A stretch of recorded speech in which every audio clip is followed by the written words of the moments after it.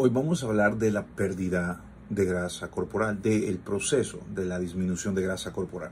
Pero no vamos a hablar de lo que típicamente hablamos, de un déficit calórico, de controlar los macros, de hacer algo de entrenamiento cardiovascular, de entrenar pesas, nada de eso. Hoy vamos a hablar de ciertas realidades de las que muchas personas no hablan.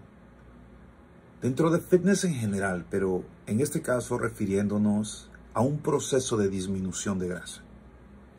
Yo tengo muchas personas que están en este preciso instante siguiendo un proceso de pérdida de peso.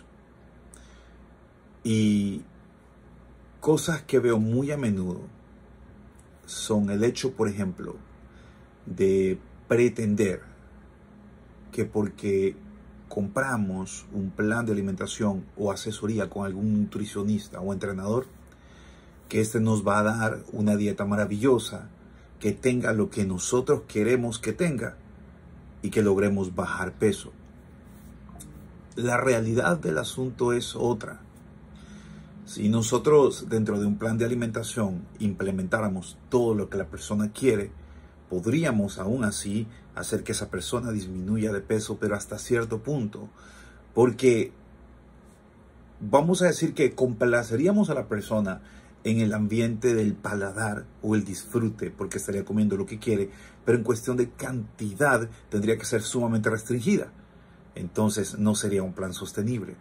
Para nosotros crear un plan de alimentación sostenible, tenemos que utilizar alimentos que son grandes en volumen, pero que son poco densos en calorías, que tienen poca grasa. Mientras más grasa tienen, más calorías. Entonces queremos evitar eso.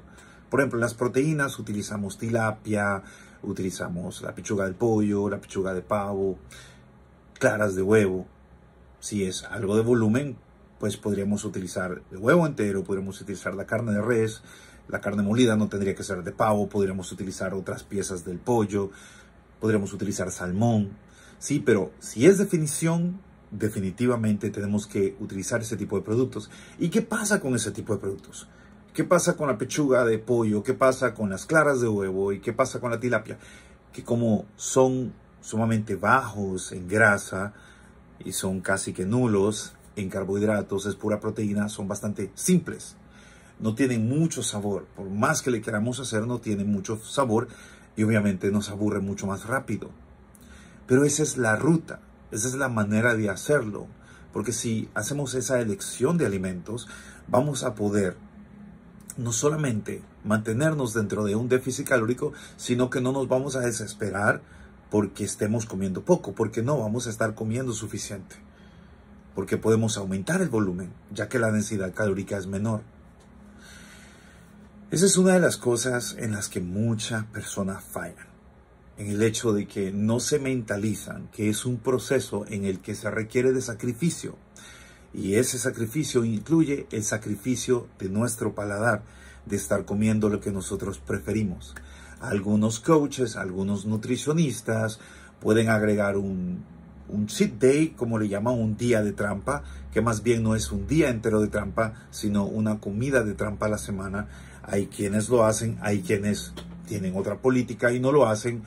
En mi caso, yo lo hago, tal vez dependiendo de el nivel en que esté la persona. Los que están mucho más avanzados, pues se requiere mucha más disciplina. ¿Okay? Entonces tenemos que visualizarnos eso, que esto se requiere de mucha disciplina, que esto es algo que nos va a costar, pero eso va a lograr que nosotros vayamos progresando. ¿Okay? Esa es una de las cosas que yo he visto. Otra de las cosas que yo veo es la ansiedad. Y yo quiero que entiendan un poco de la ansiedad. La ansiedad es algo que muchas veces nosotros mismos la provocamos por medio de nuestros pensamientos. Cuando nosotros estamos en un plan de aumento de peso, se nos puede pasar una Coca-Cola y una dona por enfrente todo el tiempo y no vamos a sentir esa gran necesidad de comernos una dona y tomarnos una Coca-Cola porque realmente lo tenemos ahí. Eso no es algo como que nosotros queremos porque es inalcanzable. ¿Okay? Como seres humanos nos gustan las cosas inalcanzables.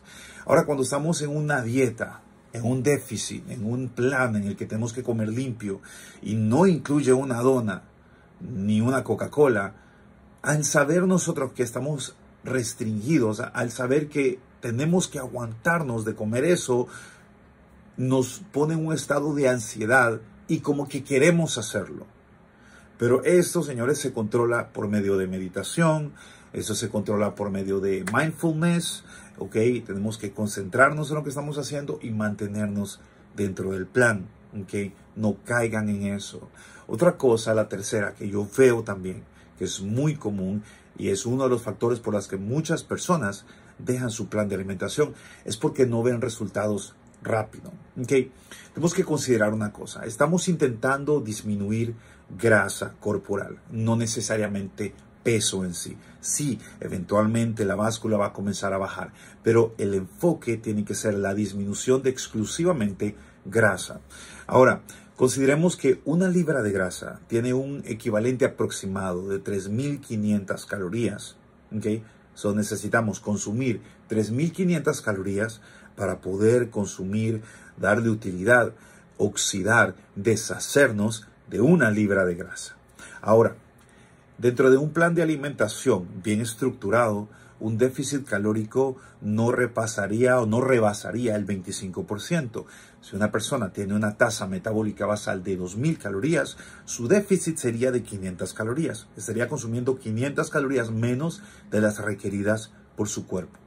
Ahora, si calculamos 500 calorías por 7, nos da 35. Entonces, para nosotros eliminar una libra de grasa corporal, necesitamos 7 días mantenernos dentro de un déficit calórico de por lo menos 500 calorías.